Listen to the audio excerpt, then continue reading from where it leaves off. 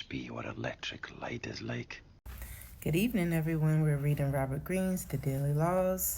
Today is December the 14th, and the title is Release Yourself from Habits and Banality.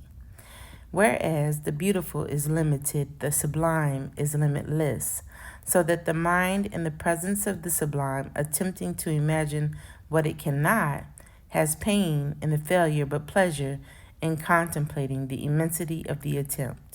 Immanuel Kant. We can experience the sublime by contemplating other forms of life. We have our own belief about what is real based on our nervous and perceptual systems. But the reality of bats, which perceive through echolocation, is of a different order. They sense things beyond our perceptual system. What are the other elements we cannot perceive, the other realities invisible to us? The latest discoveries in most branches of science will have this eye-opening effect, and reading articles in any popular scientific journal will generally yield a few sublime thoughts. We can also expose ourselves to places on the planet where all our normal compass points are scrambled, a vastly different culture, or certain landscapes where the human element seems particularly puny, such as an open sea, a vast expanse of snow, a particularly enormous mountain.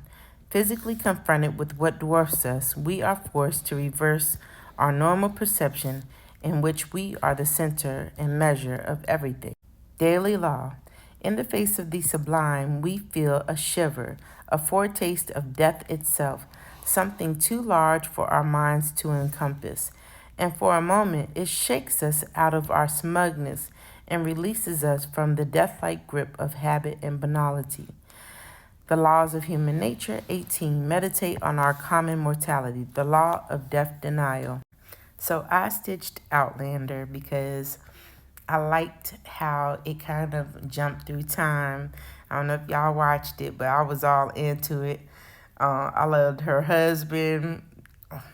He did it for me. But it was a good show. It's kind of like Quantum Leap, you know.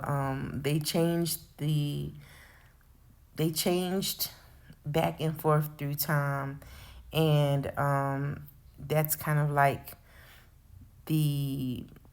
what our perception that they're speaking of in this reading, where there's things that we don't see or we can't fathom because it doesn't seem real to us. But there's been times when we've had deja vus. That's real, right?